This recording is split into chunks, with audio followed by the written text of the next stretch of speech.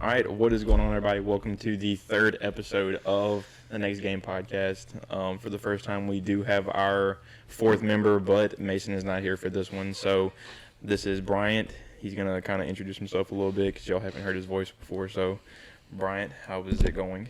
It's going great, guys. I mean, it's a pleasure to be here finally. I know I missed the first couple of sessions, but hey, I'm here to stay. You'll have a fine in your emails. Just need you to reply to that as soon as possible. Oh, yeah, no problem. I can take care of that. Okay. It's 100%. probably like 2 cents. I'm not sure. Whatever the officials delegated it to be. Yeah. Any money that we've made so far isn't going towards you. It's just purely, Y'all are over there purely being me. The 25 cents. yeah. Oh, wow. So we will be posting another one. This one's just kind of a formality to get Bryant's feet wet. Figure out how we're going to fit 4 people on a camera, even though y'all haven't seen us. But there is a few things that has happened, but we're not going to go in straight depth because there's a lot of stuff we want to save for tomorrow's podcast. So this one might not be as long. Blake is actually the mediator today. He's got all of the notes hand ready like Mason did for the last one. So Blake, whatever you want to kick it off with, let's go. Well, that was unexpected. But I mean, I guess we could start off with going into and seeing like what was your first game that you played? Because this is going to be more of a gaming oriented podcast on this one, and then tomorrow's gonna be sports. But what was the first games y'all like started to play and started to like feel the love for gaming? So originally I never played anything that didn't have to do with it was like skate kind of stuff like that. But the first game that I played was Bully on Oh, wow. PlayStation 2, I think. I can't It's say on- I know what that one is. You literally were this high school kid, maybe even younger, and you just went around and you were the bully, and you was trying to like stop stuff, and you was starting stuff, It's made by doing school Rockstar. projects. Did they made have by a version Rockstar. of that on computer somewhere? I feel like I may have seen it somewhere, like on like They a... might It's have. been remastered a couple times, I'm pretty sure. Oh, okay. Yeah, it's like a blue logo Mhm. with a guy with red hair. That's it.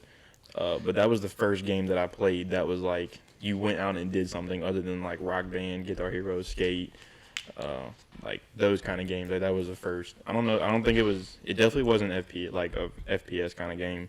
The first FPS game that I played was Modern Warfare 2. I played the campaign. That was the first, but like I said on the first one, the game that got me into like playing hardcore now was Black Ops 2. That was the game that got me into it. I think that really kind of got all of us together was Black Ops 2. Bryant came along a little bit after that, I do believe. Yeah, we're on Black Ops 3 or 4 that I jumped But- in this scenario. Yeah. But Black Ops 2 was where me, you, Mason, and then Dylan, who's not going to be on this podcast, may show up once or twice here and there, but it was where our like core group started in while we were in high school playing Black Yeah. Ops 2.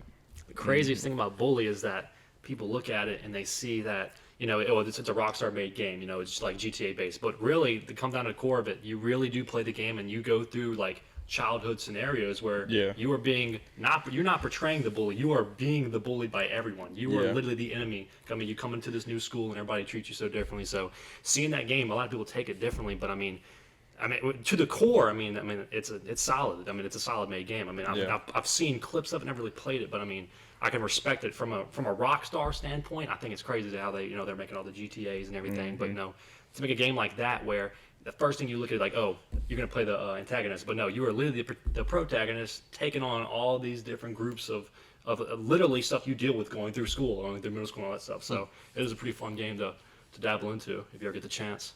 Yeah, it was pretty much like a PG-13 version of GTA. Like Really? you kind of just rode around and stuff, like bicycles, and you like went and did jobs and made cash and went to like you had to actually go to school, do projects, and beat up on kids like while you were in class and out of class. So it was like pretty much the PG-13 version of GTA, but it was fun. What about you? I think the first game I can ever remember playing was the game called Medieval. It was you play like the skeleton guy. Yeah, and, I think I know what you're talking about. I mean, that's old time. I mean, I grew up. I mean, since I can remember, I had a controller in my hands, but I know off rip. I mean, I can't remember the exact one, but I remember that one was stood out to me, and that is awful. But Grand Theft Auto 3 was one of the first games I've ever played. And, that didn't last too long, but no, I think one of my starting childhood memory video games would probably be the Jack and Daxter series, hands down. It's probably the biggest one I've ever jumped into, and that one holds dear to me still to this day. The only time I played that game, I think it was like a version on PSP.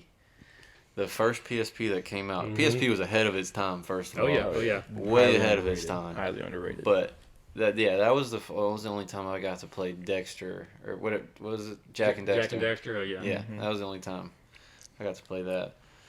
That was a good time because that was like when Sly Fox came out, Yep. Ratchet Dude, and Clank, Sly Fox like those kind of games. was bro. like those were is the games. like one of the most underrated games I've ever seen. Like PlayStation 2 easy. Sly Fox. Was, Absolutely. That was it, dude. disgusting. That was the game to Those play. were the It was games. awesome. It was like such. I don't know, man. It was like the stealth version, and then like you just go in, and it was crazy, man. They had Crash Bandicoot come out at that same Oh, yeah. at that same time. The newer versions obviously don't even hold a candle to the previous ones, like the regular ones that we grew up That's playing. why they start remastering everything. They can't make good new ones, so they go back to the old ones Mm-hmm. and just make it look better. Oh yeah. But for me, you know, I lied to y'all last podcast once I really thought about it. Last time There I goes his said 25 cents. last time I said the first game I played was Halo. My dad bought me an Xbox when I was like 6, 7, and then I played Halo. But before that, at daycare, when me and Dylan would go to daycare, they had like a little room with a Nintendo 64 and a Sega Genesis. And you had like a sign-up sheet to go sign up on, and then we would take our turns. I would sign up one, and Dylan would play with me, and then Dylan would sign up right after me, and we would play with him just to get like our allotted time. But it was, I want to say either Super Smash Brothers on the N64 or was it Super Mario 64? Ah, okay. And those were fun. Oh, yeah. Don't get me wrong, Halo definitely got me farther into it because, I mean, it was just such a great game, and that was one of the first times, like, I mean, I was a little bit older than daycare level playing video games, and it was a great one. But then after that, what's, like, kind of took me a little bit farther to the online aspect of video games was my dad introduced me to World of Warcraft. And I know Trey might not know a lot about it, but I know Bryant does. Oh yeah, so my childhood is And littered with World of Warcraft. I played World of Warcraft for years until it got a little bit too much with their expansions and stuff. But yeah. World of Warcraft, it's still, even though I don't play it, I may play it like a month out of the year now just to get my fill in. But it still kind of I hold it near and dear to my heart. Oh yeah, World of Warcraft for me. That's I mean, I remember I was maybe 8 or 9 years old, and my dad used to work nights at the post office in Mandeville, and he would come home, sleep for an hour, get up, and then we would both get up and just game all day long before he went to work. And so yeah, Absolutely. Me and my dad and my uncle, actually, we played too. We would be playing for hours, and then say they would like go out that night to go get some drinks or whatever, and I would stay home on my little laptop, and I'd be playing and just playing. We have a little bit of a poster switcheroo behind us currently. Getting the old Black Ops 2 poster. man, what a game, But no, World of Warcraft for me, man. Oh man, it's one of those games where I mean I have a few standout games in every genre, and between the Elder Scrolls and World of Warcraft, the RPG genre is just that is it right there for me. World of Warcraft, it is, even though its player base has gone down some, it's still like the top dog of MMORPGs. Oh yeah, Absolutely. It will stay that way. There's not one that even competes or compares with it. Not one even close. And it really is crazy. You have all these other genres with FPS and battle royales and stuff, and there's always a somewhat competing factor. But that one, it's the top dog, and there's no taking it right now. The craziest thing is when EverQuest came out, everyone looked at EverQuest like this is going to be the next big thing. And then Blizzard stepped up a few years later and dropped World of Warcraft in 2004. And since that day, the MMORPG game genre itself has changed forever. I mean, they completely blew EverQuest out the water, took everything that EverQuest could have been and made it what they wanted in their image and their own mindset. I mean, you think about it, over at their millions and millions of players playing and just Absolutely. years gone by. I mean, they're making WoW Classic, and now they're thinking about remastering the Burning Crusades. I mean, it's just Burning crazy. Crusade's a great one. Oh, yeah, Have that's you it. played the new expansion? I played up. I haven't. I've played some of them. I haven't. I know they're about to drop Shadowlands. I or thought they whatever dropped is. it like last week. It might have dropped recently. I know it was coming up soon, but Yeah. I played the expansion before that, which was Battle for Azeroth. And I mean, retail is fun, Yeah, I but played my that heart. one a little bit too, but I didn't know anything too much about the new one other than they're like taking levels back. Yeah, sending yeah, you yeah. back to Yeah, 60. they did change that. That's what I'm saying. Like, I mean, the game has altered so much throughout the times. So, I mean, Oh, like yeah. with the release of WoW Classic, like maybe a year or two ago, I did jump back into that. But Mm-hmm. I mean, nothing comes close to the nostalgic level that you face when you getting on when you were a kid and playing. I mean, dude, it's crazy. And like I want to say a year ago, last summer, I played like not this most recent one, but the one before. I went to Tampa for like 2 weeks for a baseball camp, and when I was in my room, because it was just me, Oh, yeah. I was just playing World of Warcraft. Like I would do all my training and stuff for like 5-6 hours, Mm-hmm. maybe sometimes longer, and then I would go back to the room, take a shower, eat, and then get on my laptop and play WoW. Just because it got me by really, because it was just nostalgic. Oh yeah, it definitely keeps you going. I mean, especially if you're a diehard fan like me and you. I mean, dude, it's something you can get lost in. I mean, it's just Really though, it's like, and it's also, there's never like with all the races and 2 different factions and every class, there's just something new every Mm-hmm. single time you get on it. oh yeah. Well, let's talk about them FPS, Trey. I mean, he started with Halo. I mean, I can remember playing a game called Kill Switch way back in the day on PlayStation 2, and that was one of the first FPS I've ever jumped into. And soon after that, I mean, I got an Xbox, fell in love with Halo. But I mean, if Modern Warfare 2 was your core start, okay, I mean, how do you think from Modern Warfare 2, not only from like a Treyarch and Infinity Ward spectrum, where do you think Call of Duty is now today compared to where it was back then? I think they took 2 steps forward, 1 step back. I think they listened to the people a little bit too much at some point, but I think they're making their way back. I think they don't know how to make their way back, because at that one time where everything went so futuristic, people said they wanted it, but then it happened and it sucked. So I think they realized, okay, they threw that one, it was like World War II or whatever it was, game in there, and it tanked. And they were like, okay, well, let's just keep doing all the new gen stuff. And then nobody was playing because, like, Spider-Man, God of War, Fortnite was at its peak. Like, all of these, like, big release games came out. Nobody was playing the Call of Duty. The best 2K, like, one of the best 2Ks was out at that time. And then they was like, okay, let's reevaluate. Let's make some, like, let's throw it completely old school, and then we'll build our way back up from there. I think, like, the newest Modern Warfare is probably top 5 of the best Call of Duties made. I think they had some fixes they could have done, but I mean, no game's perfect. I think Cold War has definitely the potential to be there, but again, I think it won't really know until the new Warzone map comes out and they fix some of the little bitty things that are just way overpowered. With Cold War, I know, I don't know if you two have seen, but have y'all seen the map that's confirmed to come back? Oh yes, Raid Yes, coming Raid- back. to Raid is Call of coming Duty. back. Yes. And so it's coming back with season 1, which was pushed back to the 16th. So Interesting. it's gonna. Yeah, honestly, I'm fine with that because it gives them more time. If I felt like if you delay something, you're gonna have bugs and stuff. Yeah. So they're trying to fix as many bugs as they can. And I know they're bringing 4 maps and 1 zombies map, which might be. It's like rumored to be the one of the first zombies map in Black Ops. Okay. Or was it Kino der Toten? That's what they're thinking it's gonna be because of all their little. There's some zombie people in the community that delve way deep into the Easter eggs and whatnot. But I know. Have y'all seen what the Warzone map is called? It's No, I haven't confirmed seen that. that they're doing a new map and it's named Rebirth. Rebirth. Rebirth. Okay. Yeah. Okay. I really kind of hope that they give us the option to switch between both maps. That way, in case it's trash, we still get Verdansk. Yeah. I know. Let's see. I know with the new one, they're changing the Gulag.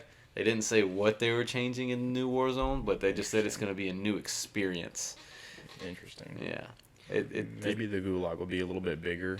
And I know last time, I know you're trying to talk, Brian. I'm sorry. No, you're I good. know last time we talked about like if they were going to bring in the Cold War movement or like keep Modern Warfare movement and go to and bring in just the Cold War guns. But I think I saw it was confirmed that they are doing everything on the Cold War engine. Okay. And everything just new maps and just bringing in the Modern Warfare guns. I believe that's what they're doing. I wonder how Modern Warfare guns will work okay, so Treyarch, they always come out with the more cartoonish type Call of Duty and like that, and I mean, Infinity War definitely between the two of them out of Modern Warfare and Cold War, Modern Warfare definitely has the more realistic feel with the weapons having I feel like more legitimate kick and feel like more realism to them. But I feel like with the way they're doing Call of Duty now, I mean, back then you got to think they used to never drop updates for Call. I mean, when COD 4 came out, there was never a single multiplayer change to the game at all. Once it dropped, that was it. It was it. And so I know they're working hard to try and figure stuff out, especially during all those like COVID times. I mean, it's definitely a mission for them to figure out where they want to go. But we'll definitely get a big look at Cold War based off the content they come and drop on the 16th. I mean, I understand bringing back old stuff that people will like the nostalgic of will probably be a good look for them in the long run, but I still think if they can pump out new content that everybody can enjoy, something that's fresh to everybody, it'll look good. To me, what they needed to do from the jump is get your top 10 most popular game like maps from the games you made. Put them in because we barely have any maps in this game. You put them in this game and then you get creative and start making your own maps and add them in the DLCs and the seasons and stuff like that. But it's just we have one good map, and it's the Snowbound. I hate Crossroads. Crossroads, yeah. I hate every other map on that game. Yeah, it is very rough. I don't even like Nuketown right now because of what you were saying with the guns being like how do guns from a different Call of Duty transfer. It's the same thing, but with a map. The guns on Cold War are just kind of like too good at holding angles and just no recoil to be able to really move much when you have people holding angles and camping too much. It's a big crutch for campers to be able to use the guns in this game. And I mean, the way that people just sit back, because they it reward you with kill streaks for just sitting back. You don't have to push up or do anything. You just play the game and you'll get 2 kill streaks or score streaks. I mean, I'm gonna be a Call of Duty fan till the day I die. I mean, I've already put 4 days into the game. I mean, I've been max prestige for a long time. So, I mean, I've played enough to understand that the things in the game that need to change and what don't need to change. But at the same time, I understand that. I mean, they're trying to balance, what we need to fix and what we want to add. And I'm really hoping to see. I mean, they did drop a new update today. It was 16 gigabytes. So hopefully that is one step toward the 16th when they drop this new content. Hopefully they can fix some things. Unless in that update they have no more skill-based matchmaking, and here's a league play. Yeah, it was stability fixes as always. Stability. And they did not stabilize neither the AUG or the M16, so we'll have to look out for that update coming soon still. Yeah, I definitely give them credit for creating a whole Call of Duty game remotely. Oh, yeah. Like, it is pretty not cool being in-house and creating a game that is as fluid as it is. Who made Advanced Warfare? Activision? No, I thought it was Sledgehammer. Oh, yeah, somebody yes. I third think party. Sledgehammer made it. I thought Sledgehammer helped with Infinity Ward, but I thought... I know it was like a different one. It wasn't Infinity Ward or Activision. It was a third I think one. it was Sledgehammer. But right. they were supposed to make this game, Cold War. And then I saw the other day that they basically just kind of... They were having too many difficulties and stuff, so they just kind of bounced out and just gave Activision what they had. And so Activision, in the past year, just did what they could with the name Cold War and everything else. Yeah, I feel that. I feel like they did really good for, like, obviously what all is going on right now. And obviously we try to look for the nostalgia and things to come back. Like, I think it'd be really cool, like, maybe not putting those 10 maps into the Call of Duty, but making that the new Warzone map. is like making those best 10 or 12 or whatever maps and then turning it into one giant Warzone map, because then you don't have to worry about learning new places. You already have the nostalgia factor. You already have millions of people playing Warzone right now, and then you're already going to have this weird transfer of new guns and previous guns into the same little feature. I think it'd just be cool for them to do something I like would definitely like to drop a standoff. Oh, yeah. That would be the place that I drop just about every time. Oh, easy. And Everybody would drop a raid. And they kind of did it in their, because they made Blackout, right? They put Raid in Blackout, and they put other maps like Firing Range and stuff like that in their Blackout. Blackout itself kind of sucked because of the mechanics and everything. Warzone, they perfected the mechanics. They did everything right with mechanically wise.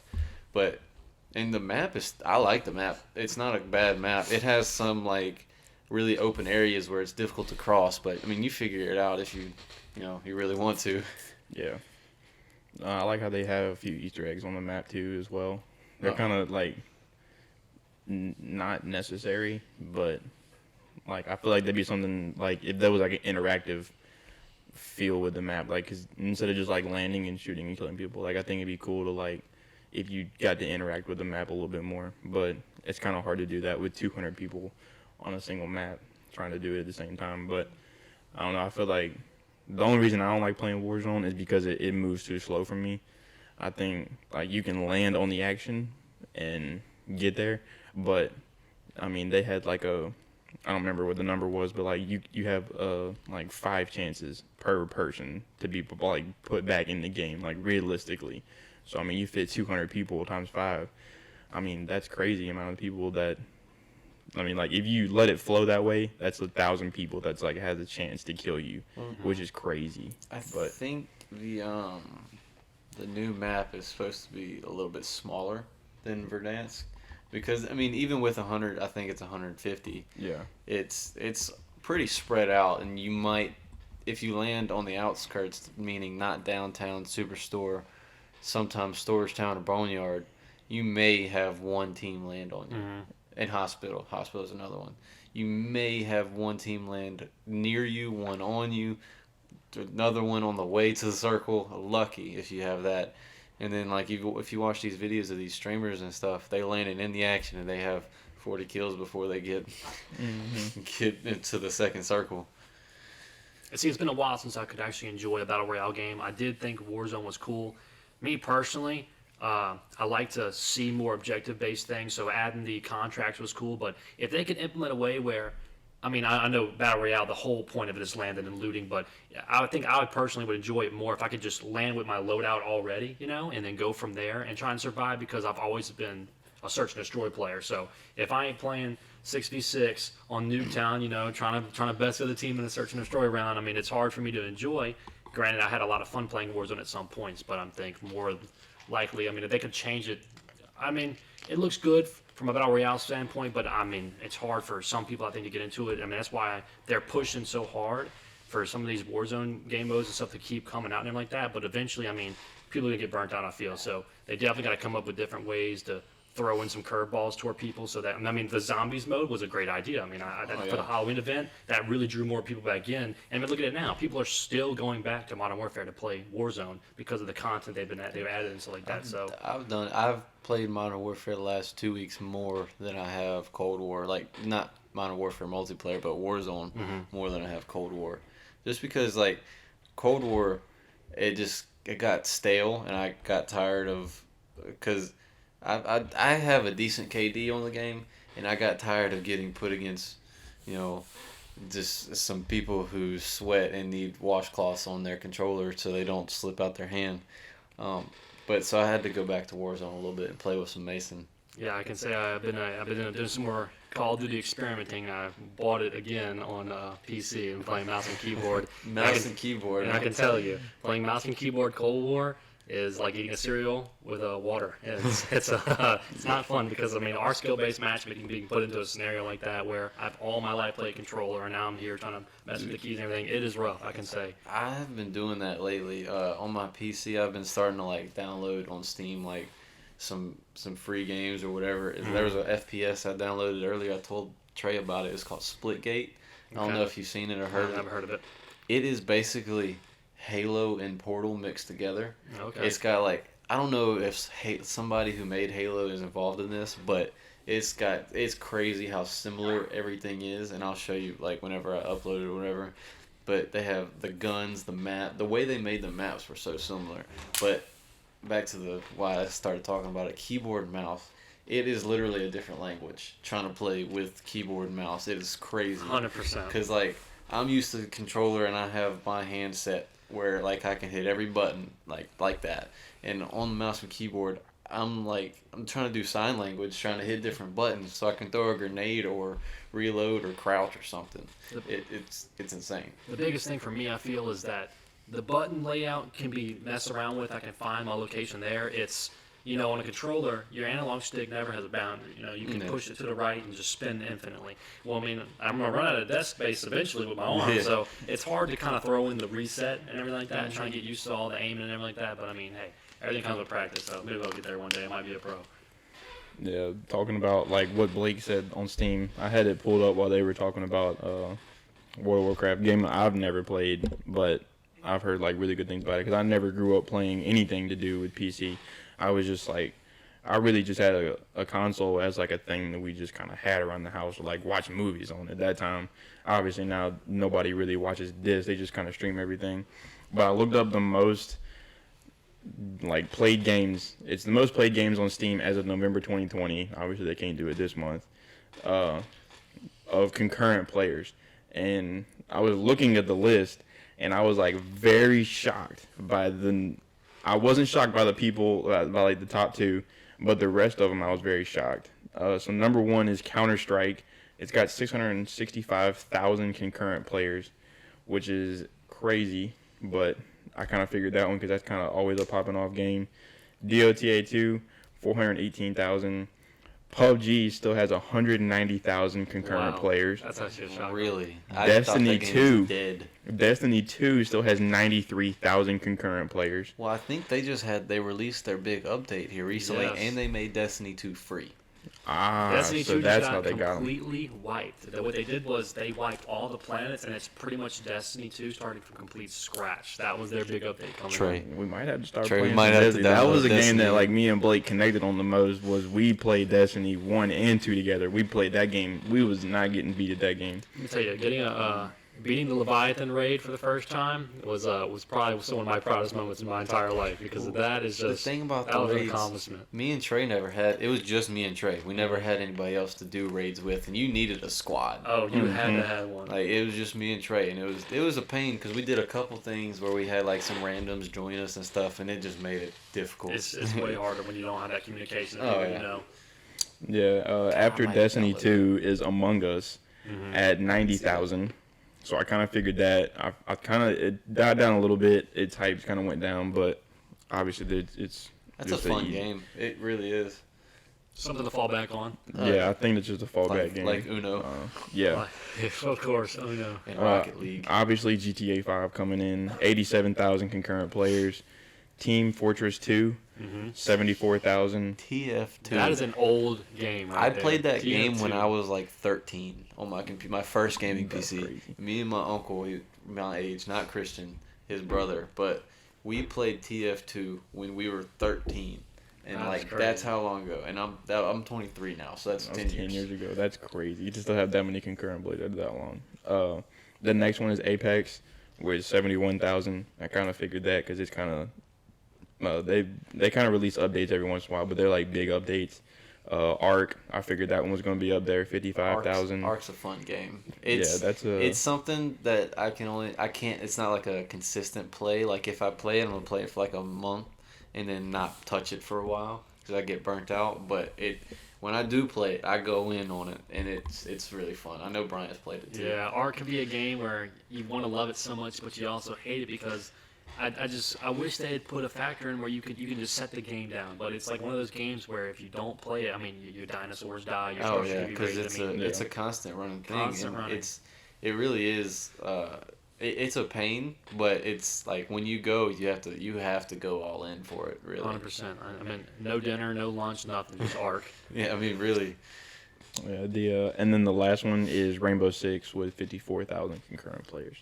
So That game right there has the most potential out of any game I've seen played or otherwise.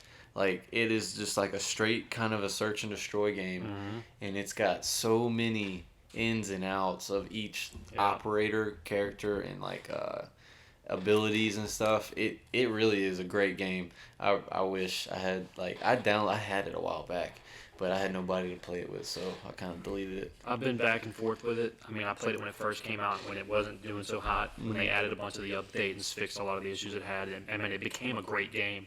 But I mean, they're adding so much content, and then at the point now, if you jumped in, it's so hard to comprehend just everything, because on top of learning the maps, learning peak points, and learning all these different strategies you need for the game, you also have to worry about, like you said, everybody's got a different ability and a different setup going for their character class, so it's so difficult to know what you're going up against every time. So I mean, it's definitely a fun game, but I mean, it's something you really got to sit down with and really put a lot of time in to be able to enjoy it. You have to get good at it. Did just to go a little bit backwards to Halo from earlier. I forgot about this. Did you know when the original release date for the new Halo was? I think it was supposed to come out around now. Yeah, I was supposed to drop with the Xbox, I thought. When Yeah, the Xbox it was dropped. supposed to drop with the Xbox. You know when it got delayed to? I'm guessing got to be a while away. 2022. Fall 2021. Wow. Now, I'm all about pushing games back if you need to fix some stuff. Yeah. But that's a while. If they were trying to release it now and they have to release it a full year from now, like that's crazy. And I am excited about it because I don't need to buy an Xbox. I haven't played a Halo game unless when I had an Xbox 360, I played Halo 4 when it first came out. And this one releases on PC. Yep. So I'll get to play it some. I'll tell you, a game that disappointed me more than anything with pushback delays was Crackdown 3.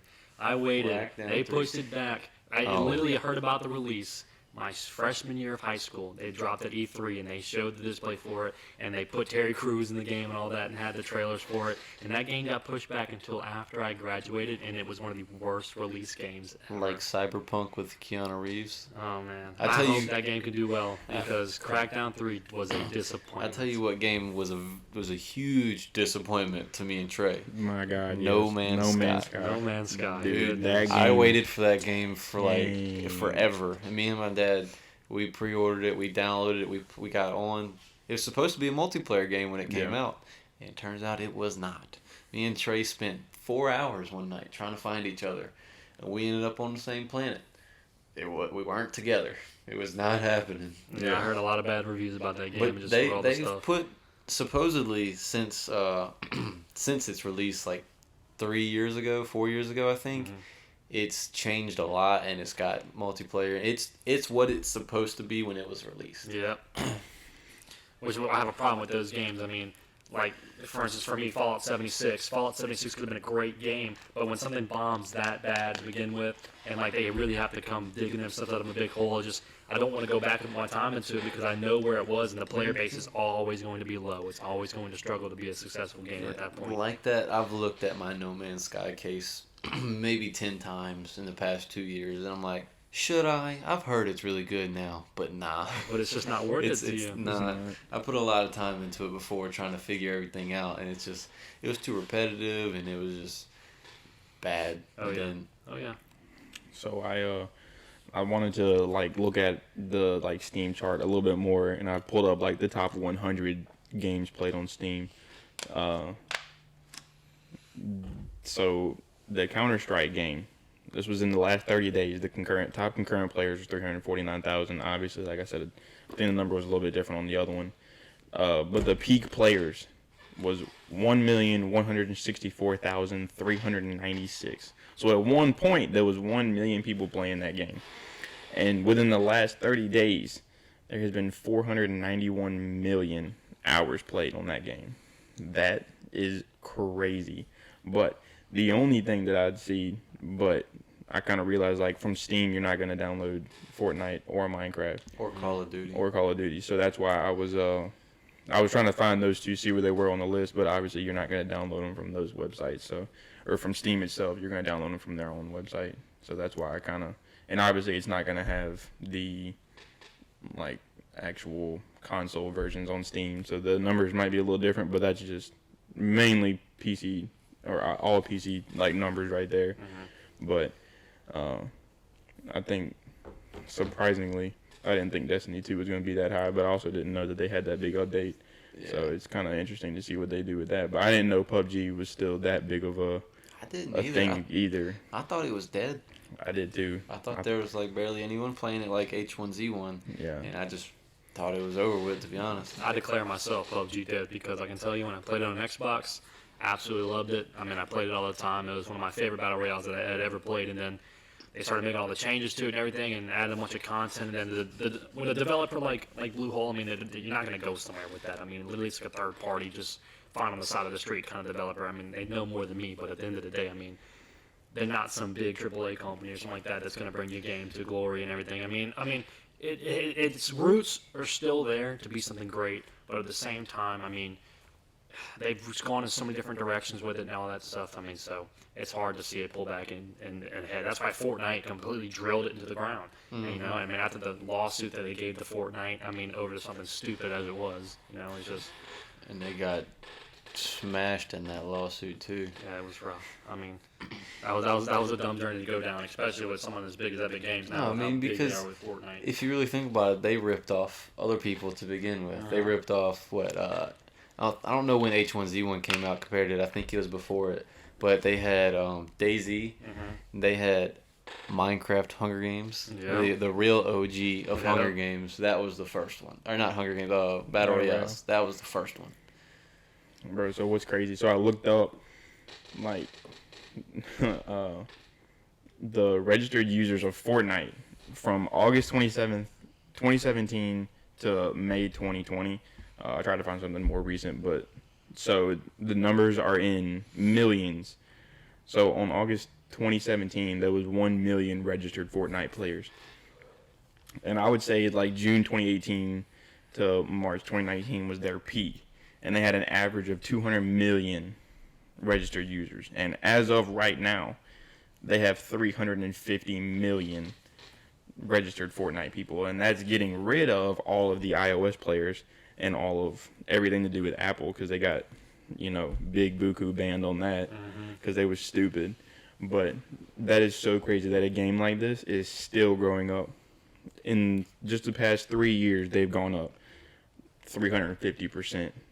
Based off of millions of people that play that game. I honestly, I don't know.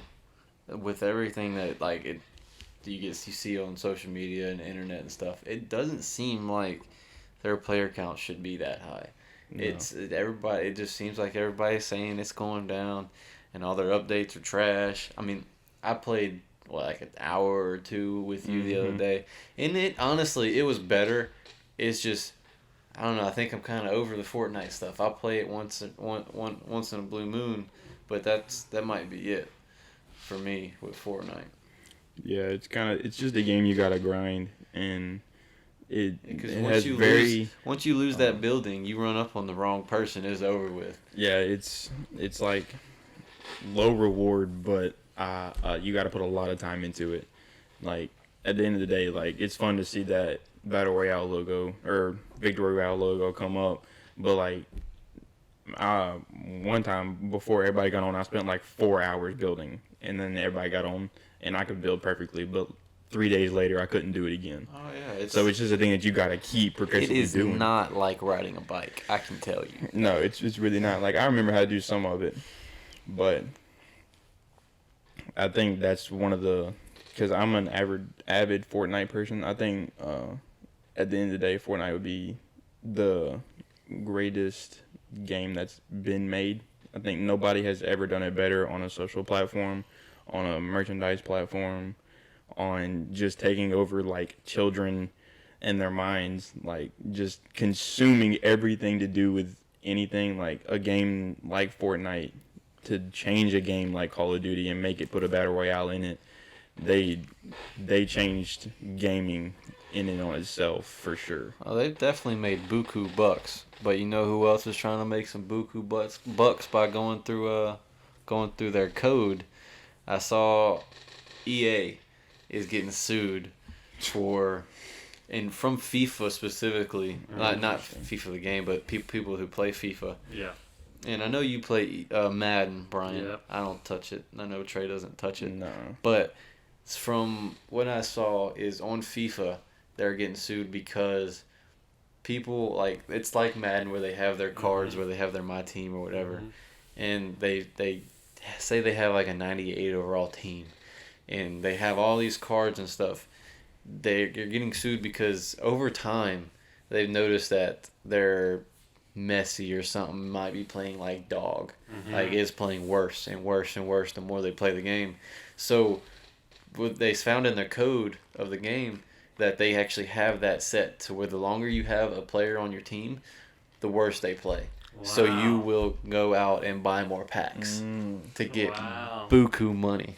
Get them microtransactions up, son. That's Absolutely. pretty crazy. Considering how much money that me and Dylan alone have spent on Madden 20, and now we're on the Madden 21. I mean, we can buy pretty much a used car right now with the money we've spent on the game. So it is kind of crazy to read about. I haven't heard about that yet. And I mean, I played FIFA. I mean, but I don't play that version of it because I know it's just you can only pick one EA game to throw your money at, and mine just happened to be Madden. So I mean, but that is crazy to hear about that they've been doing that. I would assume if that's true, which I wouldn't put it past them, it would be in every EA game that they put out of that genre with their My Team stuff where you get to the overalls and stuff and buy packs. That's pretty crazy. I will say, because if that's the case for Madden, I mean, that really got to open your eyes to what you're wasting your hard-earned money on. You Oh, know? absolutely. And I told Dylan that the other day, and he was like, "Yeah, I wouldn't put it past them," or he believed it because just y'all have people in y'all's team, and I hear y'all in the party chat sometimes where I think like 2 months ago y'all got like a Brett Favre or something. Yep. And y'all were pumped, and he was shredding it. And then I think last time I was in a party with y'all were so pissed off. Oh, Y'all we quit a sold. game and sold Brett Favre. Yeah, he's going. Yeah, and it I wonder if we can just rebuy him back and then reset his stat line. maybe You just have to keep getting rid of him and keep pulling him back on the team. his hidden stat line. That's No, crazy. so, like when I said the whole microtransaction thing, I remember the one game that tanked by EA was Battlefront 2 Oh my because God. they had like the biggest issue with You- all the you microtransactions that couldn't you had to do. progress without buying stuff, and because you couldn't get like other characters and stuff. And I feel like I remember seeing in Battlefront 2, you had to play a ridiculous amount of hours Oh, it was to crazy. earn those characters Yeah. without buying it. You had to play Mhm. like that's the only thing you did. You ate, slept, and played that game. That was Yep. it.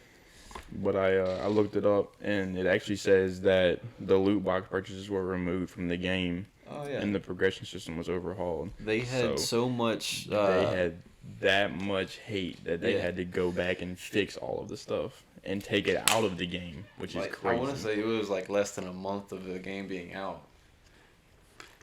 Well, yeah, I don't doubt it. that they were like getting an enormous amount of hate. Oh yeah, because the first game was fun, but I felt like it was like lacking something.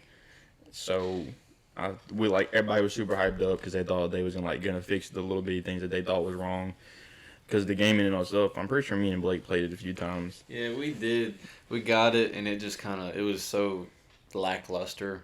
Like, we're just big Star Wars fans, so we were like, let's go for it, and it just didn't. It didn't. Yeah, come coming out. from the Star Wars game, I can't think of the name of it. Like the actual game, like the guy that had like shot lightning out of his hands and stuff like that. I can't think. Palpatine? Talk about The Force Unleashed. Force Yes. Unleashed, yeah. Coming from that game, because that game was played really well. So we was expecting like cool Jedi movements and being able to do this and this, but at the end of the day, you like got this crappy gun and a lightsaber that would barely deflect anything, and there was no like real good campaign to it. So it was just kind of a game that I'm not sure if there was any campaign, to be honest. There might have been. But I know as of recent, the best Star Wars games that have come out, I haven't played them, but the more campaign-oriented ones, like Fallen Order, Mm-hmm. that Force Unleashed, and it seems like they do better with their campaign than they do their Yeah. multiplayer. I mean, everybody, like especially my girlfriend, she thought Star Wars was kind of stupid until I told her I was like, it has like one of the best storylines. Like if you just watch all of the movies, like this storyline is like really like you get to geek out on it, but like if you just like watch it, like it's actually like just a giant romance, hate fighting type like, movie. I have Brooklyn watching all the Star Wars in order right now, and she was asking me some questions, and I was answering them like this with like that with super detailed, and she was like, "You're really a geek, huh?" And I was like, "Yeah, a little bit." And then she started getting into it. Now she wants to watch some of the animated series and stuff like that. I'm like, all right, cool. I don't feel that bad. It's a really good series. Like as much as I get to like nerd out and like watch it, like they captured the space form of anything better than anything, and making it relatable enough while still making it sci-fi enough. Because I feel like whatever is like sci-fi movie, that's why I can't watch sci-fi movies. They're like way too left field. Like Star Trek. Yeah, I can't watch Star Trek. Like even crazy stuff. Like maybe even a little bit like Alien versus Predator, kind of that kind of stuff. Like anything with aliens in it, I think people tank it unless it's very little bit of Alien, or maybe like the little animated movie, the Aliens versus Monsters versus Aliens. That's what it was. Or like Megamind, like something like that. Like just kind of like kid it out. But if they like do like a serious movie, like it just doesn't do well. But I think Star Wars captures the sci-fi relatable version of it better than anybody else. Oh yeah.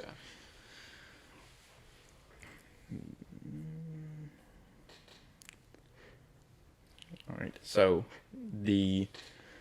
since we get to kind of nerd out on some stuff, there was 3 things that I'm going to talk about on this one because Mason's not going to know much about them and he's not going to care. All right. So 3 There's a huge lot things. Mason won't know about. Yeah, 3 huge things got announced as of this past 2 days. One thing was Apple released something brand new. What was that? So they released the AirPods Max. God, it's So, a full headphones over This the is head. the and everything. first over-ear headphone that Apple has made. Now, that does have the word Max in it, so they're obviously trying to stick with the whole Pro, Air, Max kind of thing. So the actual like smaller AirPods retail at like 120 or 150 and then 250, but these headphones are $550 for these things right here. Gosh. That's almost a phone. Like That's that's what the outrageous. iPhone 10s are right now. XR, Yes. it's $500. Yes. It's more than an iPhone. So You they're can buy a next gen console for that amount of You money. can. Exactly. You can buy a PS5 or an Xbox Series X with that money. So they're trying to rely on it being a luxury type item. For me, I think it has the crown, the digital crown, like on a watch, and it's got the button just like the watch does. So basically, they just took the same shape as a watch, just stuck it on your ear. The only things that I think is stupid, there's a few things I think are stupid. For one, $550 is outrageous. Nobody's gonna buy that unless you're like super bougie and you're never gonna use them. I don't even have the first AirPods. I'm not a fan of them. But the actual outside of it isn't the touch anything. Like you can't touch the outside of it and make it do anything, which I think they handle touch stuff better than anybody else. So I don't understand why they wouldn't make the outside of there something to do with touch, because the AirPods you can touch them and do different stuff. So the actual crown, that little bitty knob, is the only way you can turn the volume up or down other than on your phone. But if you look at it, this is actually the right headphone. So you have to actually reach back here to be able to turn it up and down. There's not like something just on the front of it or on the face of it. So you had to like do something a whole lot more. And the only thing that button does is activate the active noise canceling or the transparent, to where you can hear all your surroundings and stuff like that. And they have some new thing that I didn't even know the AirPods Pro had, of some kind of digital like surrounding that it does for you, like some kind of surround sound that wherever you move your head, it creates a different form of sound. So wherever you have them What is that? on. Some like haptic. Yeah, something like it's something weird that I've never heard of before, I don't know. That's some weird stuff right there. and it only comes in 5 colors that really don't look that good to me. Obviously, white and black, they're colors, but the new like sky blue color they come out with the foams is one of the other colors, and then like this weird red and pink color that doesn't look good at all. I'm not really vibing with that one. And then this mint light green Baby thing. food Yeah, green. I said it from right here. This view looks like a stethoscope to me, It like does that you would wear. But the case for these things is also outrageously ugly. So let me get. I'm not gonna lie. I Two. couldn't. I don't. Oh Jesus. Is it I a purse guess- or is it a phone? So I I thought it was a bra at first, cause I was like, "What is this?" So they kind of lose me again with being able to be traveled because the AirPods and AirPods Pro rely on being the smallest They just fit and in your pocket. easy to travel with. But this is literally meant for you to walk around with it and let people know that you got this. Yeah. Oh yeah. I would not want to carry that around in the It's mall with me some- or something like that. Yeah, Blake, go fix that. So you do get 20 hours of battery life, which is all right, but I feel like if you're going for something $550, you better get more than 20 hours of battery life. Yeah. But they do have fast charging, so with 5 minutes you can get up to an hour and a half worth of listening, which you really don't do more than that unless you're on a plane or something like that. But I don't know. I feel because this year for Apple, they have released so much stuff that was so different. Like they got a whole new body for the phones. They got a whole new size for the phones. They came out with all new M1 chips for the Pro and the actual Mac. The MacBook Pros got a bit of an upgrade. They all got that same M1 chip. The iPads got that same chip, and they kind of got a little bit different look to them. And then they released this thing. The Apple Home is now smaller, so it's not that big, weird looking thing. So they changed a whole bunch of stuff. So they must be just sitting around at camp and like, hey, let's just start making some stuff. Well, when you're sitting at home during COVID, you ain't got really much else to do. I'm not gonna lie though, the only thing from Apple I like is the phone. I like maybe the headphones too, like the first AirPods, even though I Yeah. don't have them. I like those, but everything else, like that headphone right there, the new ones, the AirPod Max, you never see me buying that. First of all, No. second, a lot of people have MacBooks and stuff, but you will never see me having a MacBook. I don't like the way the Apple, the iOS on the laptops work and stuff. I like my Windows, and you just Yeah. can't have Windows on it. I'm not a fan of the operating system that Mac and then put together and all that Yeah, stuff. It's I'm not a fan of it. I've always been a Windows guy, and even to the phone. I mean, I'll use an iPhone, but like that's the farthest I'll go. Oh yeah, that's the farthest I'm going with the Apple. Don't get me wrong, I love Apple, and I will never have a Samsung phone ever, but that's where it stops for me. I don't go any farther than the phones. I don't know. The only reason that I'm such like a hardcore Apple product person. Now I don't like their headphones. I think that AirPods are dumb because I have the Beats Pros wireless that like go around your ear, but doesn't have the cable or anything, and worth the $250 that I spent on them by far. I wish the case was smaller, but the case gives me like 36 hours of charging if I like make both of them die, and it's still an Apple product because it's Beats anyway, and obviously Apple owns Beats, but the way that they all work together is easy for me to create stuff as far as content and sharing it on my phone, through my camera, through my watch, through my computer. It's just they nailed the communication between stuff better than anybody. Obviously, if you like got a Windows thing, you can still do the same form factor, but I think for gaming, I would never play a game on this, but as like editing, sound design, stuff like that, I think they do it like a little bit easier. I would say it definitely helps if you were to want to connect everything throughout your house through all your systems with having a Mac, Apple TV, and iPhone and stuff like that.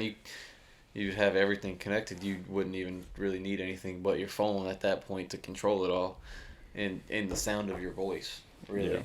I will say that Mac does have the best in studio for like video recording and audio recording. I mean, they've nailed that stuff down to a T. I mean, Absolutely. for the longest, Macs have always owned that category to be the best of the best. But at the end of the day, I mean, for what I do personally for gaming and streaming and stuff like that, I mean, I'll always go to Windows. But I mean, they do have pros that they have definitely come out with. But I will say this new headset that they're coming out with, I don't think this is one of them. That's not it, my man. Yeah, I think Apple does something every once in a while, and they just like throw something out in the deep and see if it bites. So I think this is their throwing it out in the deep, which at the same time, this is still a $550 bait. So I mean, no matter what you do, if 2 people buy it, I mean, you got a lot of like some income right there, and you know that 100,000 people are probably going to buy this just for the fact that this is the first Apple product that does something over the ear. Because even now that they've owned Beats hasn't really come out with anything since then. So I think they're trying to slowly digress the Beats, which would even be really cool if they would have just had like a B on the Beats logo on the crown to know that there's like a reliable audio source that everybody knows in collaboration with it. But I don't know why they did this. I am excited to see what they do with it, because I know Apple likes to just pull random stuff, because they did 3 big huge events this year, and then all of a sudden on a random Tuesday they released that they're doing over-ear $550 headphones. Yeah. So I know that for me, Chief. yeah, I mean, I'll never want to do anything other than pure productivity on the things that I have. I do think that the Android phones, hands down, are 30 times better than the iPhones. The only reason that I have an iPhone is because I have an Apple Watch and I have a MacBook. So that's really the only reason that I have an iPhone. I don't even like the way the only iPhone like that I like, that the new one is the only one that I like how it looks. But I mean, you got like folding phones, flipping phones, phones with like 2 screens on them, like everything crazy that Android's doing better than anybody else. The in-screen digital fingerprint, the fingerprint reader on the back, everything that, and all we have is a face scan, which Android's been doing for years already, and we've only got it on 2-3 phones so far. So I think Apple does one thing really, really, really well, but if you try to do anything outside of that, they suck at it. I'm not gonna lie. I think I'd have to disagree with you a little bit on that. I think Samsung phones kind of suck. It's just, they may have like some things here and there, but when it comes down to it, Apple does a lot of things better. They might have one aspect or quality that like they have a little bit higher, like with a little bit extra features. But to me, Apple, the iPhone itself runs way better than Samsung phones. Brooklyn, she's one of the newest Samsungs, and she has issues with it all the time. She wants an iPhone now. Absolutely. I mean, definitely like running wise, but I think the like some of the features that No, don't get me the wrong. They got Samsung phones offer is better in my opinion. The different features are cool and they're interesting, but when I would watch, like, it's not like I'm just watching Brooklyn on her phone or anything, but she doesn't really use like those different features that the iPhone doesn't have. Yeah. Other than the fingerprint, like, but I mean, we don't have a home button anymore, but we did have the fingerprint. Mm-hmm. But other than that, I mean, I'm an iPhone gang all the way. Yeah, the only reason I ever got an iPhone, I had the original one and the couple of them after that, but I got a Samsung phone, and the reason that I switched back to the iPhone is when I had the one I had the one that was gonna blow up on you, and like I had to send it back. They sent me a box inside of a fireproof box with gloves, so I had to ship it all back in that. And then I was like, okay, well, the next best phone to come out so far, because they gave me all my money back, because the phones had been out months, if that. and I got it on release because I just had that 2-year thing, and I was like, I'm just gonna go back to iPhone, and I kind of stuck with it since then. It's just easy to use, and the iOS system on the phones is just so fluid, and now this iOS 14 update is like really everything that we kind of wanted from Samsung stuff brought over, because now we can move our stuff around. We can put it off the home screen. There's a big app list. I mean The widgets. the way that people can customize their own screens now is ridiculous. Like Oh, yeah. it's really cool, and I won't take the time to do it, but when other people do it and show it off, it's really cool. Yeah. Like one person had a Minecraft crafting table, and then with all the different items. It was interesting. Yeah. So besides Apple, what else is going on technologically in this world today? So this one's not as technical, it's just kind of exciting for me. So the Spider-Man 3 movie, the Doc Ock from the original Spider-Man 2, is confirmed to come back in the next Spider-Man movie. Does it say as what, or just It him, the doesn't actor? necessarily say as what. So it says he's supposed to be returning as Doc Ock again, which leaves me in two things. One, I remember him flooding and drowning with a pretty much sun and dying that way. And two, if he's coming back into it, then We can only pray Tobey Maguire comes back. Toby's got to come back into him. And then if they bring Toby back, they got to bring Andrew back. So it's been super rumored to have like that same six, them three, and then the Jamie Foxx's I did the see Electro guy. Yeah, Electro's coming with Jamie Foxx. That was the first confirmed thing, I do Yeah. believe, which was interesting. But I think what's his name, Doctor Strange is supposed to be in this too, right? Yeah, I think and so. that's where like they're coming in with all the multiverse stuff and all the different universes. Yeah, because his thing was already said that it's gonna something to do with multiverse in it. Yeah. So once you, What was that one? Oh, I can't remember the name of the new Doctor Strange movie. All I'll say is Tobey Maguire is the best Spider-Man. But leave it I'm leave gonna that have one to out there. disagree with you on that one. That's I like fair. not because he's the most recent one, but to me, Tom Holland represents Spider-Man the best. He He represents Spider-Man in himself the best. I would say he represents him, but I think Tobey plays him. I would say better. Not only because I'm a Tobey Maguire fan, I respect Tom Holland in every aspect. I mean, I don't know. It was hard. I did like this first Spider-Man. I didn't like the Amazing Spider-Man. No, those are awful. He he tried, but Tom Holland to me is like what embodies Spider-Man. the title was Doctor Strange Into the Multiverse of Madness. Gotcha. So that's what. Gotcha. But with that, they're supposed to be bringing back at the same time the Gwen from the Amazing Spider-Man, the girl with blonde hair. She died. I know. I don't. The actor's coming back, so I don't know what she's supposed to be coming back as. Interesting. And then the original MJ is coming back into it as well. So to have one aspect from each one of the previous movies, because if Electro's coming back with that Gwen, obviously they're going to bring that Spider-Man back. And then if Doc Ock and MJ are coming back from the first one, obviously going to bring that Spider-Man back too. Yeah. But I mean, we kind of talked about like the whole Spider-Man thing already. But as far as nostalgia, I think Tobey will always be the best one. Mm-hmm. I think if he realistically, if he would have been given the same opportunity to play the roles now, I don't think he would do as good at all.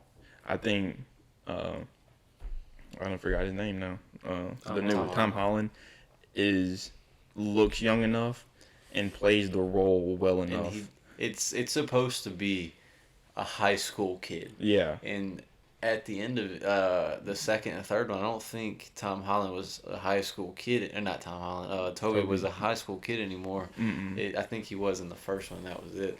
But Tom Holland, he's still in high school, and they're showing his path of growing up and like learning how to deal with stuff.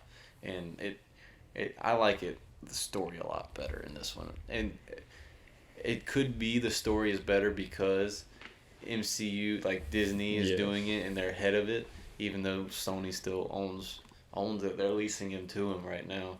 But I think it's just my personal opinion a lot better now. Yeah, he actually graduated high school in the very first movie. So early on, he was already out of high school. Yeah, and I mean, don't get me wrong. There is periods in the comics and stuff where Spider-Man's out of high school and he's moving on in his life, but still being Spider-Man, doing other things. But at the beginning, I think they may have just rushed him growing up and learning. I think they didn't expect it to blow up because Probably not. I was even reading something or watching a video about the actual making of Spider-Man, like with the comic book.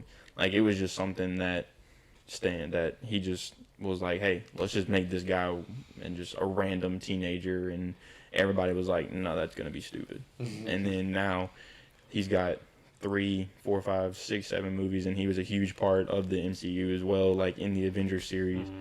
So I think what really did good for Tom Holland is that he got put in that spot to be also in 2 or 3 of the Avengers, like of the Endgame, Infinity War, and the Civil War one, which wasn't actually an Avengers. I think that was a Captain America movie. I think but so. then he was in both Infinity War Part 1 and 2, and I think that was the first Avengers he was in.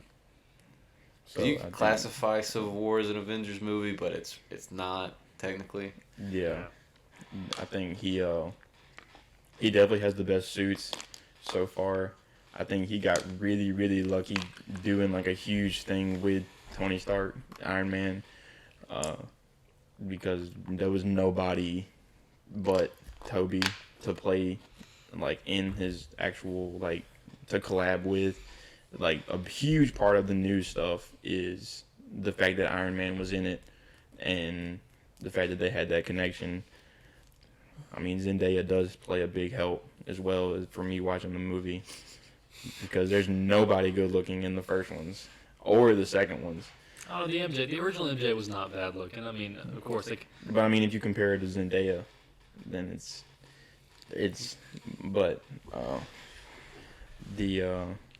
that's something that I'm like super excited. Like, Spider-Man is my favorite superhero. What's that third thing you had on the tech news? So it's not tech, but it's like I was gonna bring that up tomorrow. So but Mason doesn't like him, so I didn't bring it up tomorrow. Yeah, but I was gonna do another little segment like we did last time. That's fine. If you want to say it now, we can, because I mean he is a YouTuber, but I was just gonna bring it up tomorrow. So it's rumored to be. No, it's confirmed. It's confirmed that. Oh yeah, it's definitely confirmed. But the prize money is rumored to be at almost $100 million for whoever wins this fight between Floyd Mayweather and Logan Paul, which is an unrealistically stupid thing in my opinion. I think there's a whole lot to gain for Logan and not a whole lot to gain for Floyd Mayweather. He's got to realize that he needs that money. Your He brother spent it all. Your brother did drop Nate Robinson, but besides that, all he is an old-time basketball player. You're literally about to step into the ring with someone who is 50-0, who has 3 million times the amount of stamina and experience as you. You might be 8 inches taller and you might weigh 50 pounds more than him, but he will still rock you like you're a little kid. And I'm telling you, it is not going to end well for Logan Paul. And if he upsets him and he blows the world away, I mean, hey, I feel him going into it, I'm not calling him stupid by any means. He's a smart individual when it comes to things like this and publicity and stuff, and it's just another way for him to get out there. It's the best boxer that has fought in the past, maybe even ever, and he's going into the ring with him as a YouTuber, and it really is crazy. He's going into the ring to get punched for money. It's literally what it is. You can sign me up. I mean, absolutely. It's not going to bring money, but I'll step in. It's not going to bring a crowd. I mean, this is just crazy. I mean, I'm not saying the kid's not in good physique. I mean, he does train. I mean, he keeps his body in good shape. But you're still talking about one of the best boxers in the world right now. You're about to step in the ring with. I think when we approach the fight, we can't view it as Logan Paul thinks he's obviously, if he's asked the question, he's like, yeah, I'm gonna win. Obviously, no competitor is gonna say that they're not going to win. That's what he is. He's a competitor, and he's he knows in the back of his mind there's not a high chance of him winning this fight. He's got to. There's no possible way. He's not stupid. He's going into it. He's making money off of it, whether he wins or loses, because he's gonna get a check from it. He's gonna get part of the pay-per-view money, and then he's gonna have more people coming in from the boxing arena, from just people who want to see this fight and see him as an entertainer. They're going to see that and then come to his YouTube channel, go buy some merch maybe, and go see more of his influencing. And that's where it comes from. That's where it goes to anyway. I was watching the Impulsive podcast, and he was talking about it today. Like, they released it before I came here, so that's why I had it like on my mind. But one of the people that does, like, he's like an avid person. He knows both of the people. He said it really depends on what Floyd Mayweather wants from the fight. He wants one of three things. He wants to make money, so he's either just gonna float around, throw a few punches, collect as much cash as he can, not worry about training really hard.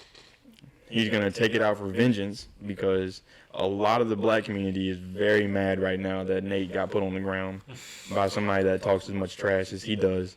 So he's going to come in there hot, mad, and wanting revenge for all that, because they know if them two brothers knock out those two people, the black community will be on a next level uproar.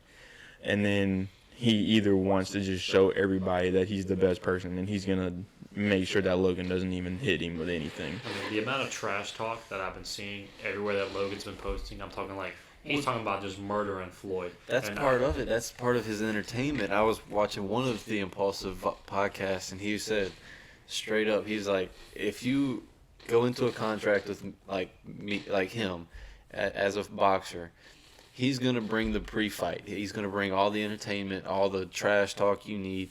And then in the fight, he's going to bring every ounce that he has. He's going to go for it. He's going to try and make you try your best to not lose. He's going to put it all out there. And then post-fight, he might turn into a meme for a little while. But that also helps both sides with their money, their entertainment value, and everything. Yeah, so I think on both sides there's a pros and a con to both sides, but I think the only person who's really going to come out with a positive side of it in any standpoint will definitely be Logan. Because, I mean, if he loses, I mean, he can say he lost to a guy that's now 51-0. Like, there's no, like... See, I don't know if it's actually going to go against his record, win or lose, because it's an exhibition fight. That's true. I don't know if they take exhibition fights into account on their record. So he might have did it as an exhibition just in case. Yeah, he might have. I hadn't seen like the contract or anything. I don't know how he could lose this fight. I really don't. I'm not saying even he the could. size difference. I'm just saying, like, this just it blows my mind thinking that Logan's gonna try and go into this ring and own him like he says he will. I mean, I'm just looking at it from, like, put all money aside for these two guys to just close the doors and then throw hands at each other. I'm telling you, Logan would get murdered. I'm talking absolutely. Yeah. And as a competitor myself, an athlete, I see it as, I mean, it may be a little bit different, but I played college baseball, and I think he wrestled in high school. So he's got, or not in college. So he's got that fighter instinct. And me, an athlete, I don't care. I played not at the highest level of college, but I pitched pretty well. Put me on a major league field against the Yankees. I don't care. I'm going to throw it, and I'm going to throw as hard as I can. I'm going to give you my best pitches and let you see how far you can hit it. Why not? Oh, yeah, they'll hit all of them well above the stadium lights. That is fine with me. But I'm going to go out there, and I'm going to give it my all. Just like Logan. That's what Logan's doing. He's going to go out there and give it his all. Yeah, I think it's going to be closer than people are expecting. Oh, absolutely. I think it really depends on how hard Logan tries, because he's gonna put it out there. He already trains almost every day, but I think now that he's got like a spark underneath him, I think that he's gonna just push out as much as he can, because even if now he's got a reason to create content about him pushing himself harder and showing everybody that he's going to do it like this, because he's going to be that like Rocky version, and he's going to show everybody that he's doing and training harder than everybody. So he really gets content up until the fight, gets the money from the fight, winning or losing, and then after that, then he gets the clout if he wins. He gets the horrible unrespect of being 0-2 against one really the best fighter, and then another one that really can't even fight. So at that point, you gotta kind of like back up, because he was talking about like what he would do if he won the money, and he was gonna go to New York and put a big giant house on land and retire and just do exhibition fights from then on out. But at the same time, you're 1-1 ever with fighting. I see a coming up of Rocky IV beginning right here, where Ivan Drago is about to kill Apollo Creed. Oh, God. Oh yeah. And then Jake Paul comes in after training. Yeah, we're gonna go fight him in Russia. We're gonna fight Floyd Money Mayweather in his backyard. That's what we're gonna do. Going off of the YouTube and going back into the gaming, let's gear it towards this way. We had a conversation last time about the next gen consoles, and what's your opinion on the next gen consoles, Ryan? Well, I mean, I've always played both of them from a growing up standpoint, but right now I feel like Xbox definitely taking the lead right here. Absolutely. As much as I'd hate to say it, but I mean, Sony. I mean, come on. I mean, you just dropped the console and your controllers are already having malfunctioning issues. I mean, they had a bunch of rumors that the Xbox was smoking and everything, but the video was never confirmed. I mean, well, we actually talked about that. Apparently, it was people blowing their vape smoke into yeah, it. I heard about that. And so, seeing that, I mean, look, I'm great to see that they're releasing new content to us and we're getting these new consoles and everything like that. But at the same time, I mean, they're big money grabs. It's hard to afford something like that. And then once you get it, I mean, I hate to say it. I would love to buy a PS5, but I don't want to buy one and have that one chance that my controller is not even going to function properly or anything like that. But I mean, at the same time, a big thing on top of that is that Microsoft actually bought terms to Bethesda Studios. Oh yeah, that was nuts. So with that happening, I mean, are they going to make all Bethesda future titles exclusives only to Xbox and stuff I would like that? assume so. And going from here on out, even before, maybe just because I was a little bit biased towards some of their exclusives, I think Xbox and Microsoft exclusives are just better than Sony's and PlayStation's. Yeah, I feel like back in the day, previous to the PlayStation 4 coming out at all and even existing, I feel like Sony definitely had an edge on like the Sly games and then the Ratchet and Clanks and all that stuff, and where it was excelling over what Xbox had. The only thing Xbox had going for them really was Halo, at the time. So I mean, seeing where they're at now, I definitely see Xbox is pulling away and stuff like that. I mean, as much as I hate to say it, but I mean, I love both consoles at the end of the day. So I do too. And as of recent years, since I got that PlayStation 3 in high school when I started playing with y'all in Black Ops 2, I've been kind of a Sony only kind of guy. Mm-hmm. But if I were to buy a next gen console today, it would be an Xbox. I can't make myself buy a PlayStation because when you just look at the stats, the Xbox is just way better. Yep. And I can't even fit a PlayStation 5 on my desk probably. It would take up the whole thing. Oh, yeah. I'd have to put a monitor on top of it. Yeah, it's massive. I think Sony has had some okay-ish games that was theirs. The only reason is because of God of War and Spider-Man games. But even this new Spider-Man game, it looks great. But everybody that I've said, or like talked to that's played it, says pretty much just a revamp of the first one with a shorter story. It kind of just looked like it. Looked like it was just the same thing, just with Miles Morales. Yeah, people basically said it's that same. I mean, obviously the villains are a little different, but like the mechanics of the game are exactly the same as the first one. But like down to the look of it, the size of it, the storage, the actual processor on it, Sony is getting smoked right now. And I think really the only reason they got this like clout behind it is because you can't get one. I think if they were as available as an Xbox, I think that they wouldn't sell as much. But I think now that obviously the you want what you can't have thing is like being factored in, I think people are wanting it more. Absolutely. And honestly, I was one of those people. I told y'all last time I had the tabs open and I was trying to buy a PlayStation 5. And then after a couple of times of not being able to, I decided to do a PC.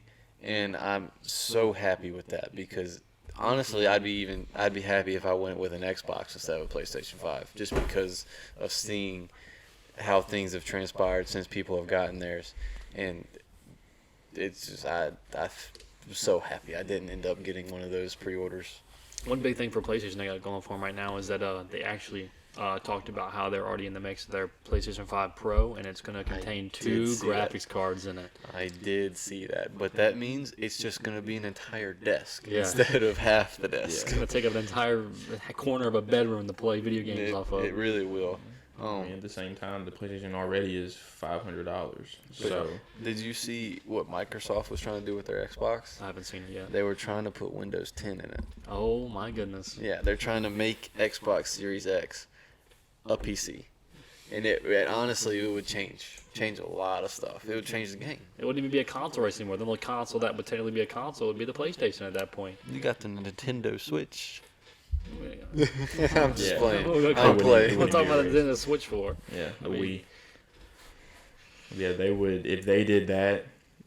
I don't think Sony would even really sell anything because there would be no real tactical reason. Obviously, they would sell some stuff just because of their exclusives and because of, like the Sony Because of nostalgia. Loyalty and Yeah. people with the console gaming war. Yeah. They just refuse. It's like the iPhone and Samsungs. They refuse Yes. to go to the other side. Yeah. Just based off of because they don't want to. If they put Yeah. Windows on an Xbox, we'll shortly see Mac OSs be put on PlayStations, and then Oh God, I would sell my PlayStation Sony, right then. Sony and Apple joining together to fight forces. I mean, goodness, it's like good versus evil at that point. Where are they going with this stuff? That would be a very strange thing.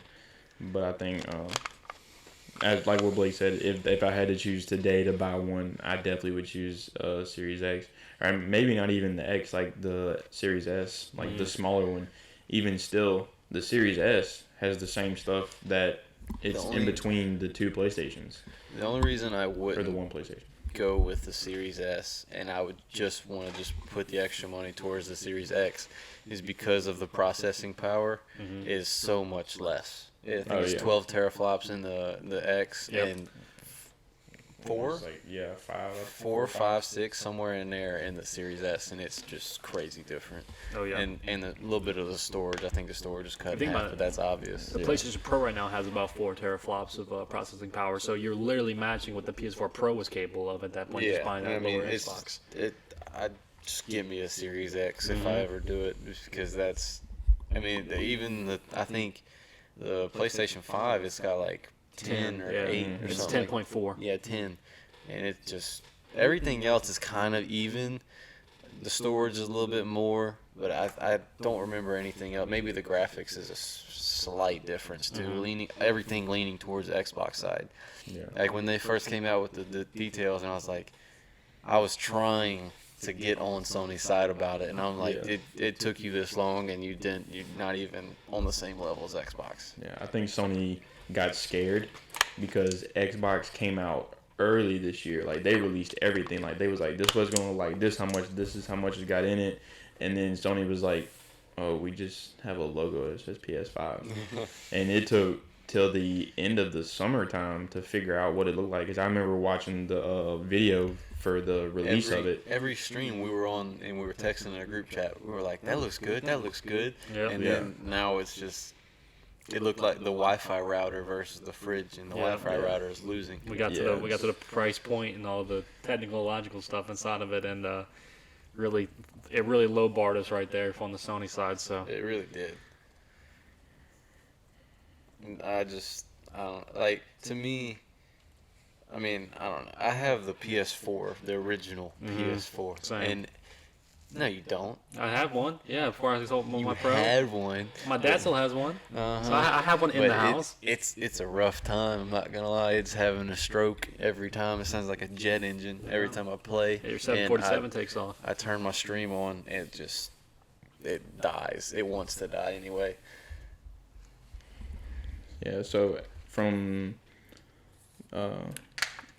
just a number standpoint, Sony has sold 1,483,000 PS5 consoles, but Microsoft has only sold 1,345,000 Xbox Series X. I think they made that many, consoles. honestly, for how long it's been out of I stock. did. Yeah. I think they only made like 100 of But, each. I mean, Yeah. really, I'm honestly very it's shocked by just- that number. It's just the hype. Yeah. It really is. It's all over social media and stuff, but Xbox it's doing the right stuff.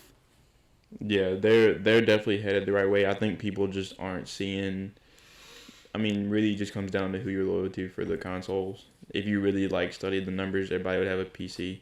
But I think it just kind of comes down to like Xbox wasn't doing anything until they released the X, after the One S or something like that. Whatever the last $400 one was before the next gen consoles, they were kind of like at a standstill for a while, and then PlayStation was at the same kind of standstill. They said the Pro was better, but not enough to be like, oh my god, let's go get it. Really, if you get into it, you can buy a PC, basic PC for $500-$600, the price of the next gen consoles.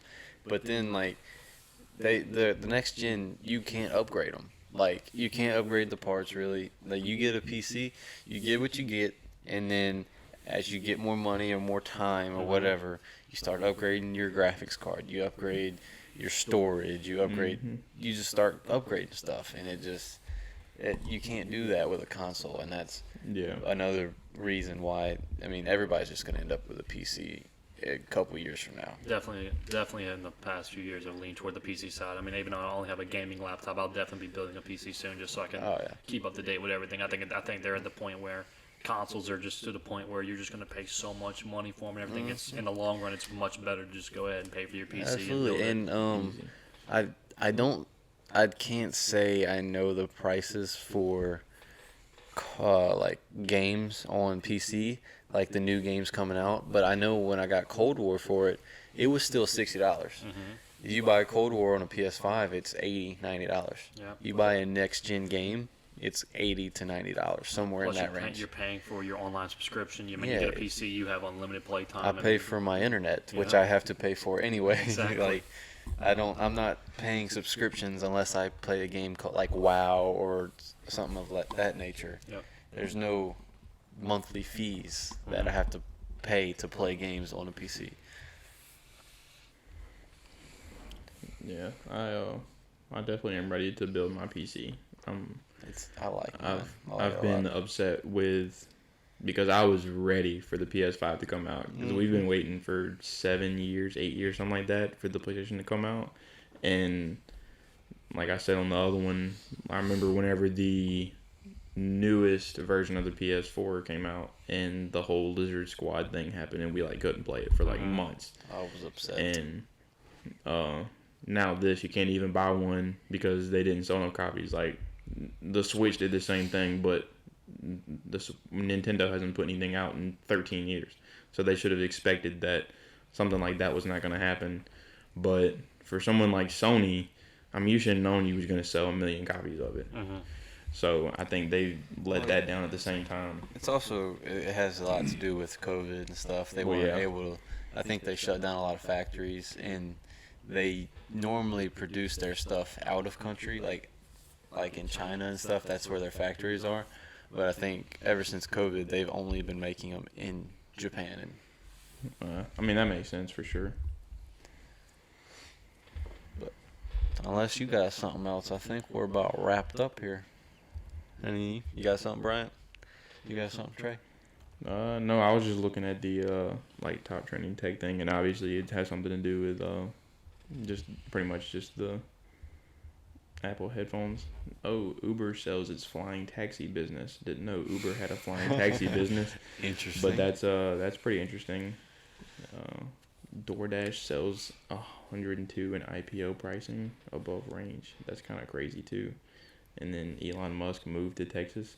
So like I don't know if that's like the top tech things that need to be listed, but at the same time, he did a whole tunnel system in Los Angeles. Yeah. So like, is he still gonna do that even though he doesn't live in Los Angeles, or is he gonna try to do it somewhere in Texas? So, but he's like a whole podcast in and on himself. I'm like a huge fan of him. I think he's definitely he's gonna change the entire intriguing person. world one day. I mean, you can't just be a random guy starting a car company and make as many sales as you do now. So, but I think that's pretty much all we have for this one. We will obviously be putting another one out. So this one will be Thursday, or this one will be out Wednesday. But then Wednesday night we're making another one to do more about sports. So that's why we didn't talk a lot about sports on this one, because our sports fact person is not Guru. here. Yeah, ESPN Yeah, app up, our writing ES everything down. Yeah. But I think that is it for this one. Thank you guys for listening. I don't think this one you're gonna be able to watch this one, but we will make sure that the next one you'll be able to watch it. So if you're not subscribed, YouTube, listen to it on Spotify or wherever you need to listen to it. But thank you, and we'll see you in the next one. Appreciate it. I don't think Brian knows about the name thing, I so don't that's think why I he didn't does. do it. Oh, I got you.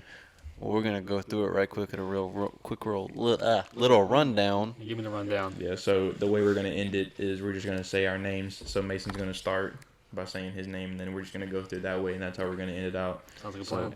Mason Dansby, Trey Fowler, Blake Sagers, Bryant Hannawinkle. and we are. the next game.